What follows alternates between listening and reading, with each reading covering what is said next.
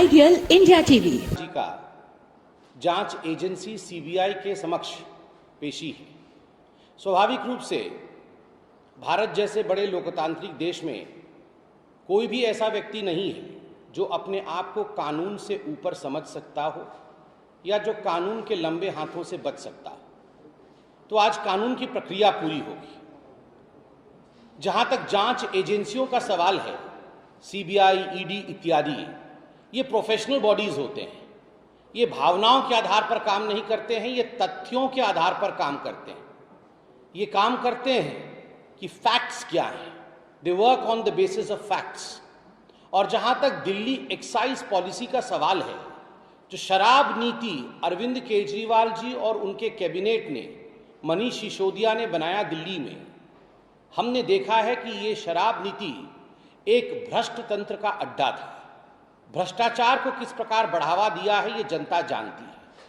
अब स्वाभाविक है, जब एक होलिस्टिक अप्रोच के साथ, एक सर्वांगीण अप्रोच के साथ सीबीआई और जांच एजेंसी आगे बढ़ती है, तो सबसे पहला सवाल उठता है कि क्या केवल मनीष सिसोदिया ने ही ये एक्साइज पॉलिसी बनाया या इसके पीछे कुछ और लोगों का हाथ था।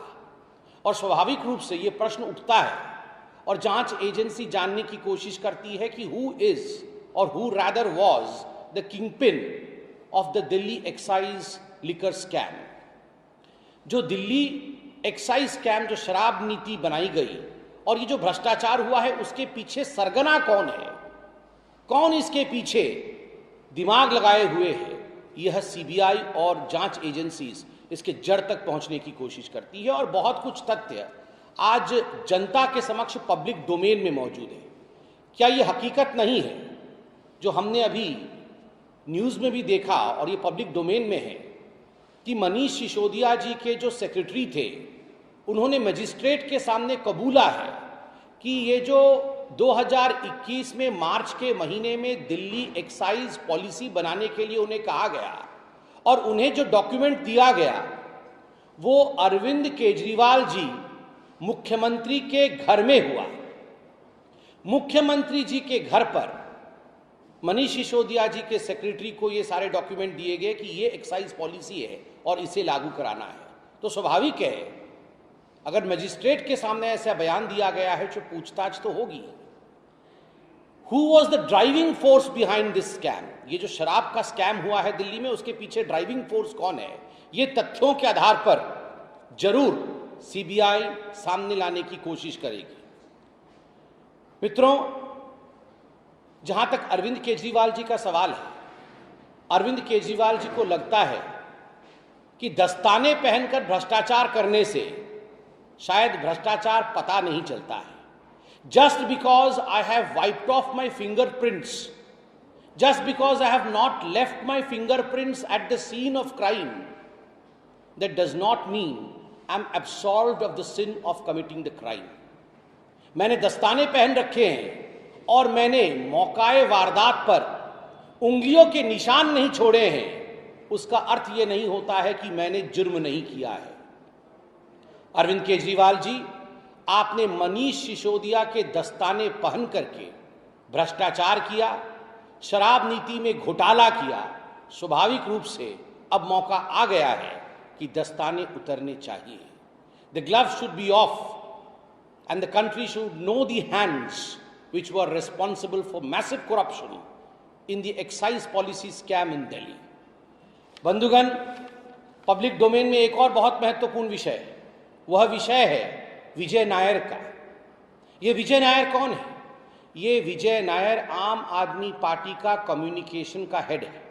और ये जो दिल्ली की शराब नीति है, ये जो शराब घोटाला हुआ है, उस घोटाले का एक बहुत अहम कड़ी है। अभी थोड़े दिन पहले आप सभी ने न्यूज़ में देखा होगा कि ईडी ने, एनफोर्समेंट डायरेक्टरेट जो एक जांच एजेंसी है, इस एनफोर्समेंट डायरेक्टरेट के चार्जशीट में उन्होंने स्पष्ट रूप से लिखा कि ये जो विजय नायर है, उसने मीटिंग फिक्स करने की कोशिश की अरविंद केजरीवाल और समीर महेंद्रू। ये जो समीर महेंद्रू है, ये एक बहुत बड़ा सरगना है इस पूरे दिल्ली एक्साइज स्कैम का, और एक बहुत बड़ी निजी कंपनी का मालिक है जो एक्साइज स्कैम में, शराब घोटाले में जो सम्मिलित था। तो विजय नायर ने कोशिश की इन दोनों की मीटिंग हो, अरविंद केजरीवाल और समीर महेंद्रू की, मगर किसी कारणवश ये मीटिंग नहीं हो पाई और अंततोगत्वा फाइनली एक फेस टाइम के माध्यम से अरविंद केजरीवाल ने समीर महेंद्रू को ये एडवाइस दिया, उन्होंने ये डायरेक्शंस दिया कि आप चिंता मत करिए, ये जो विजय नायर है ये हमारा आदमी है, आप जो ये कहे उसी हिसाब से चलिए, काम ठीक हो जाएगा, काम ठीक हो जाएगा। तो आप सोच के देखिए, ये तो डायरेक्ट एविडेंस है और ये सब कुछ पब्लिक डोमेन में है। ये ईडी ने अपने चार्जशीट में लिखा है, तो क्या जांच हकीकत में नहीं होना चाहिए? Just because you are the chief minister, आप चीफ मिनिस्टर हैं, आप वीआईपी हैं, तो सवाल और जवाब ये आपके साथ नहीं होने चाहिए? आपने समीर महेंद्रू से बात किया, विजय नायर का इस्तेमाल किया और उसके बाद 15 किलो घी भी लिया। 15 किलो घी की कहानी आप जानते हैं किस प्रकार से 15 करोड़ रुपए 15 किलो घी के रूप में लिया गया। 15 किलो घी लेने के बाद आज आप आग में घी डालने की कोशिश कर रहे हैं, लोगों को भड़काने की कोशिश कर रहे हैं। जहां तक भारतीय जनता पार्टी का सवाल है, भारतीय जनता पार्टी ने डे 1 से, प्रथम दिन से ही कुछ सवाल अरविंद केजरीवाल जी पे दागे थे। हमें नहीं पता सीबीआई अरविंद केजरीवाल जी से क्या सवाल पूछेगी, ये जांच एजेंसी और अरविंद केजरीवाल के बीच का विषय है। अरविंद केजरीवाल जी शाम को जरूर बताएंगे, मगर हम बार बार 6 सवाल अरविंद केजरीवाल जी से पूछ रहे हैं और अरविंद केजरीवाल जी एक भी सवाल का सटीक जवाब नहीं दे रहे। पहला सवाल, अरविंद केजरीवाल जी, ये दिल्ली एक्साइज पॉलिसी जिसको शराब पॉलिसी कहते हैं, शराब नीति कहते हैं, इस शराब नीति को आपके घर पे लागू किया गया, आपके कहने पर कैबिनेट ने इसे पारित किया दिल्ली के, और आपने बार बार कहा कि ये दिल्ली एक्साइज पॉलिसी के कारण दिल्ली के राजस्व को बहुत बड़ा लाभ होगा जी। इससे पहले आज तक जितना लाभ नहीं हुआ था, ये सारे दिल्ली एक्साइज पॉलिसी के कारण लाभ हो जाएगा, मगर 3000 करोड़ रुपए का नुकसान हुआ और दिल्ली एक्साइज पॉलिसी को आपको वापस लेना पड़ा। क्या कारण रहा कि जिसको आप कह रहे थे कि लाभ होगा, उसी पॉलिसी को आपको वापस लेना पड़ा? नंबर 1 प्रश्न। इसी प्रश्न में एक दूसरा प्रश्न मैं जोड़ देता हूं, क्या दिल्ली एक्साइज पॉलिसी आपके घर पर बनी थी और क्या दिल्ली एक्साइज पॉलिसी, ये जो शराब नीति थी, इसकी कॉपी सेक्रेटरी को आपके घर पर दिया गया था? दूसरा प्रश्न जो भारतीय जनता पार्टी अरविंद केजरीवाल से बार बार पूछती रही, ब्लैक लिस्टेड कंपनियां जो थी, उन ब्लैक लिस्टेड कंपनीज को आपने ठेका देने का काम किया, ये गैर कानूनी था। आपने किया या नहीं किया? किया तो क्यों किया, किस कारण से किया, किसके कहने पर किया? तीसरा, क्या ये हकीकत नहीं है कि जो होलसेलर्स थे, जो ठेकेदार थे, उनका जो कमीशन होता है शराब बेचकर, उस कमीशन को 2% से 12% बढ़ाने का काम किया और 6% कमीशन आपने ब्लैक मनी के रूप में पीछे के दरवाजे से आम आदमी पार्टी में लिया। इसी को शायद 15 किलो घी आप कहते थे। 2% से 12% कमीशन आपने बढ़ाया या नहीं बढ़ाया, इसका जवाब दीजिए। चौथा प्रश्न, क्या यह हकीकत नहीं है कि शराब नीति बनने से पहले एक कमेटी बनाई गई थी, जिस कमेटी में एक्साइज कमिश्नर भी थे? उन्होंने कुछ रिकमेंडेशंस दिए थे कि ये कानून सम्मत होगा, कानून के मुताबिक एक्साइज पॉलिसी इस प्रकार से बननी चाहिए। अरविंद केजरीवाल जी, क्या कारण था जो इन रिकमेंडेशंस को ताक पे रख दिया गया, इन सुझावों को ताक पे रख दिया गया और आपने अपने मन मुताबिक नई शराब नीति बनाई? किसके फायदे के लिए? पांचवा प्रश्न, क्या यह हकीकत नहीं है कि 144 करोड़ रुपया आपने अपने मित्रों का, अपने यारों का, जो ठेकेदार थे शराब के, उनका आपने माफ किया? क्या कारण था? और अंतिम प्रश्न और छठा प्रश्न है, ये विश्व में पहली बार हुआ होगा। आज अरविंद केजरीवाल जी कह रहे थे हिंदुस्तान को नंबर 1 देश बनाना होगा जी, और मैं ही हिंदुस्तान को नंबर 1 देश बनाऊंगा। शराब बेचकर आप हिंदुस्तान को नंबर 1 देश बनाएंगे? स्कूल के सामने शराब की दुकान, पूजा घर के सामने शराब की दुकान, कॉलोनियों में हर जगह शराब की दुकान, एक बोतल के साथ एक बोतल मुफ्त, ये पॉलिसी बना के आप हिंदुस्तान को नंबर 1 देश बनाएंगे? प्रश्न उठता है, ये विश्व में पहली बार होगी कि बोतल तो ज्यादा बिके मगर पैसा कम आया। ऐसे कैसे हो सकता है?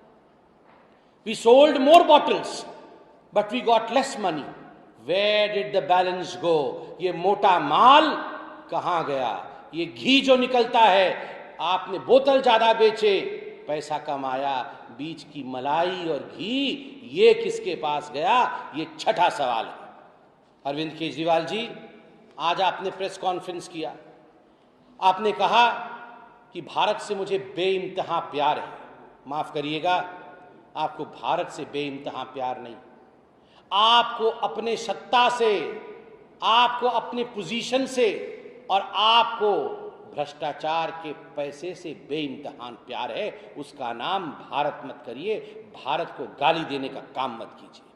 अरविंद केजरीवाल जी, आपने कहा कि ये जो भारतीय जनता पार्टी की सरकार है, ये लोगों को सीबीआई इन्वेस्टिगेशन के लिए बुलाती, उनको जेल में डालने की धमकी देती है और ये अहंकार है। केजरीवाल जी, आप आज से 10 साल पहले के वीडियो निकाल कर देखिए, वो डबल XL का शर्ट, आपका वो टीवी के सामने आना, आके हर दिन शाम को 4 बजे एक प्रेस कॉन्फ्रेंस करना। देश में ऐसा कोई नेता नहीं बचा था, लालू प्रसाद यादव, सोनिया गांधी, राहुल गांधी और तो और देश के राष्ट्रपति प्रणब मुखर्जी जी तक को आपने नहीं छोड़ा था। आपने कहा था ये सारे भ्रष्ट हैं जी। भ्रष्ट भी नहीं कहते थे, आप कहते थे ये सारे चोर हैं और सारे चोरों के एविडेंस हमारे पास मौजूद है। मैं सत्ता पर आऊंगा, सबको एक एक करके जेल के सलाखों के पीछे भेजूंगा।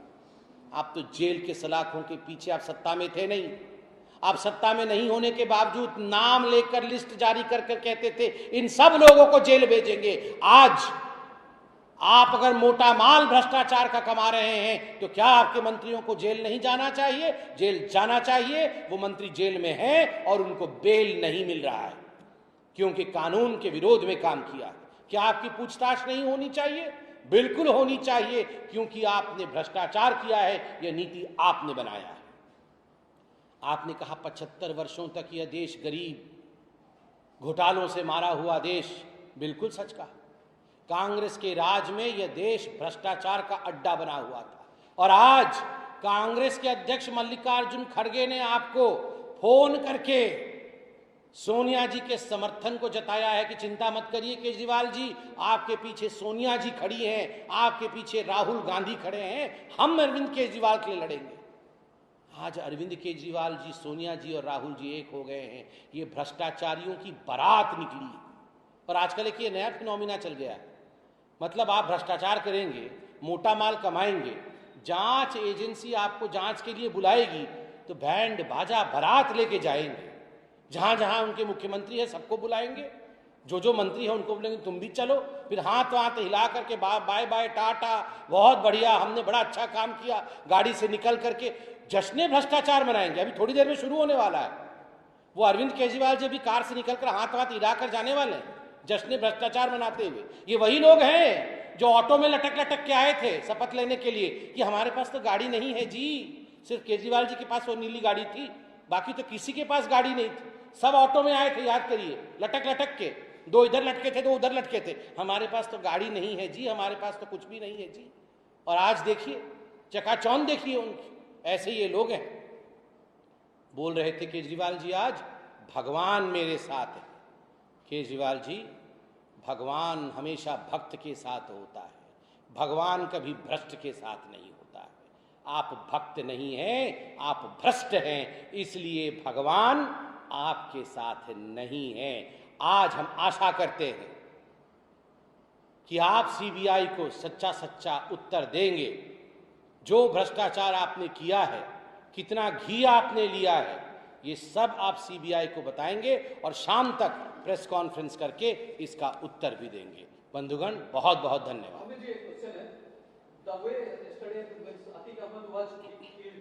criminal in police custody. So the opposition are alleging there is complete See, today I have held this press conference on a particular subject.